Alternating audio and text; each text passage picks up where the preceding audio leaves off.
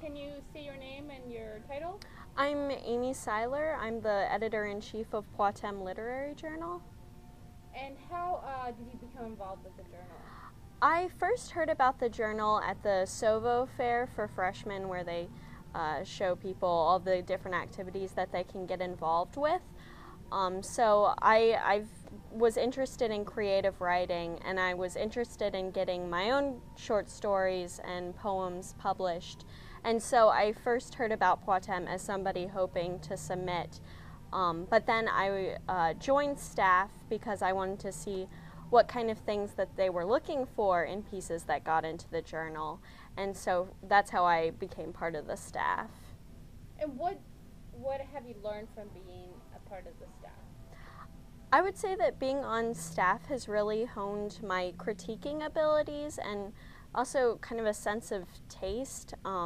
When I was first on staff as a freshman, I of course I had read amazing literature in classes, but I didn't really have a sense of what people are writing at my age and what is considered a good short story on kind of a college level, what's considered a good poem, and kind of this baseline of how to learn to write good poems and short stories.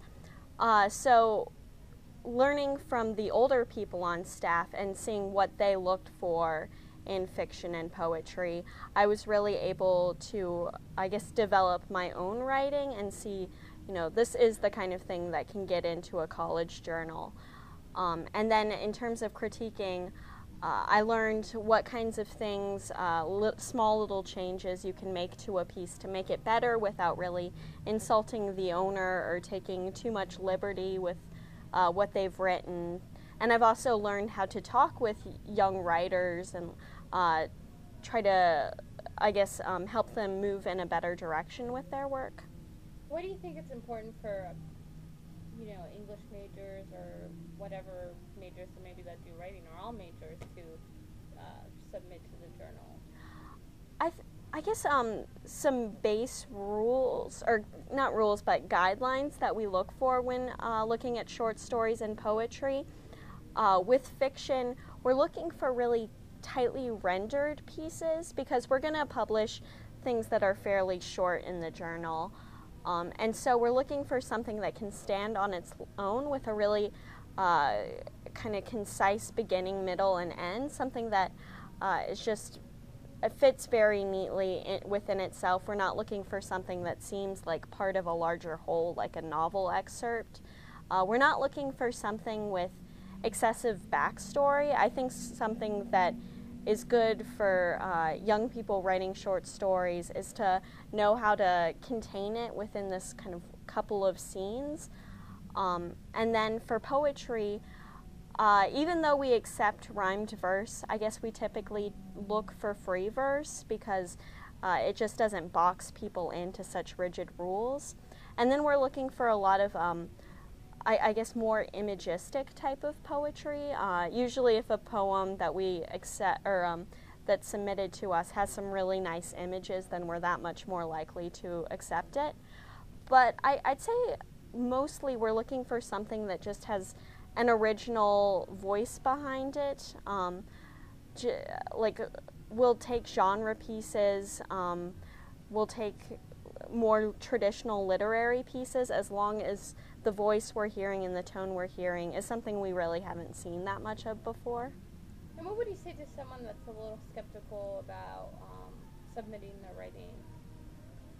I would say that first off, I guess the staff is the only people who are going to see this writing first off, and that it's an anonymous process. So really, besides me, no one is going to know the name attached to this poem until it's accepted. And then I would also say that because it's a few people looking at it and it's such a closed door process, that you don't really have to worry about being insulted or anything like that. We're really just trying to help young writers.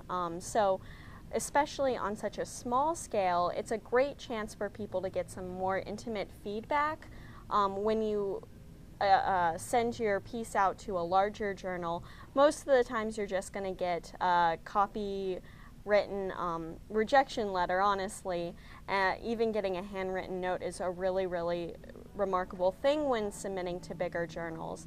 So the perk of submitting to Poitem is that a lot of times, even if we don't think a piece is perfect right off, we're interested in working with the writer, so we'll go through a revision process with them, and then we'll, even if that revision process doesn't take off the way we wanted, it's a good chance to hear what people think of your piece and how you could improve it.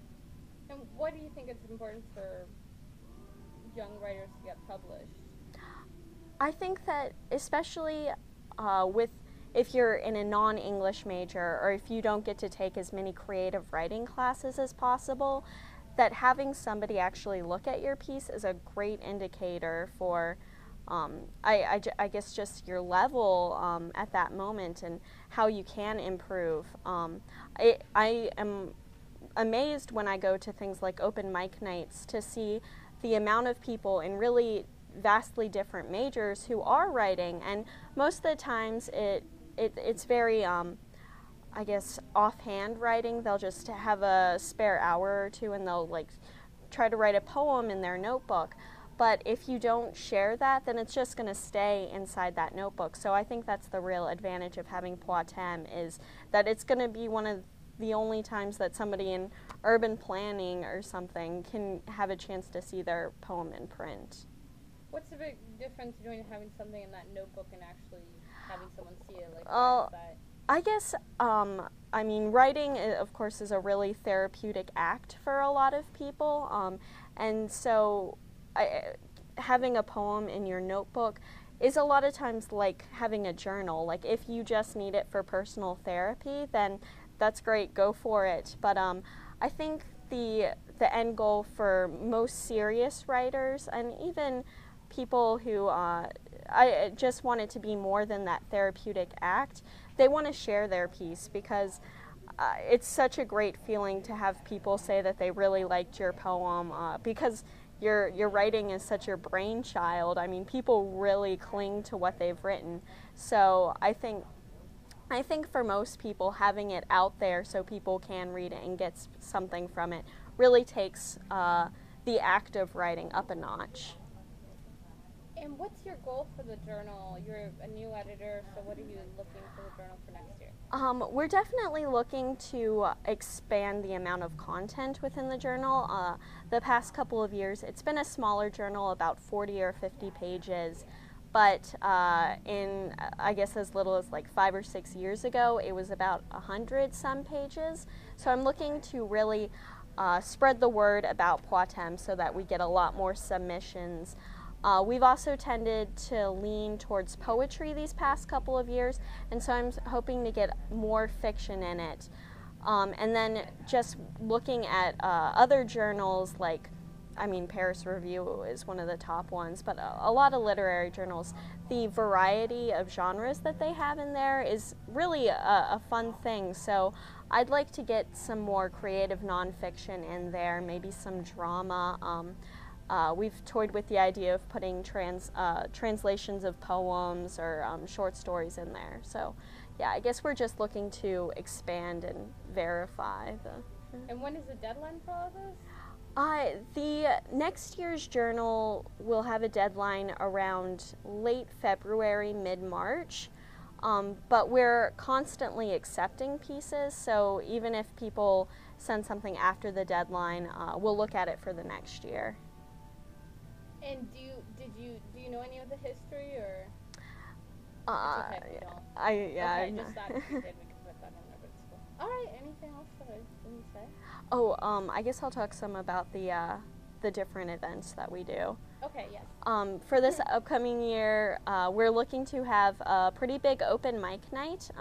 We've had those pretty consistently, at least every year I've been on the staff. So we're hoping to get a lot of people who can play music and then, of course, read their writing.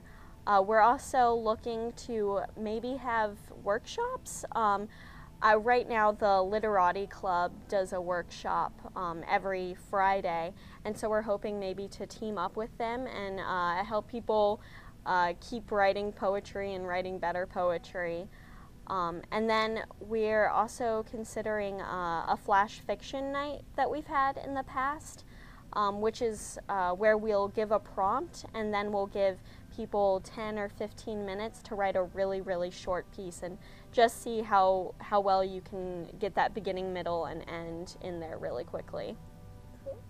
And when are your meetings for people who aren't going? We meet on Thursday nights at 10. It usually runs pretty quickly, so about 10 to 11 in the SMC on Broad And what Street. does someone have to do if they want to join? We have an application, but really that's just so that we can get to know the person.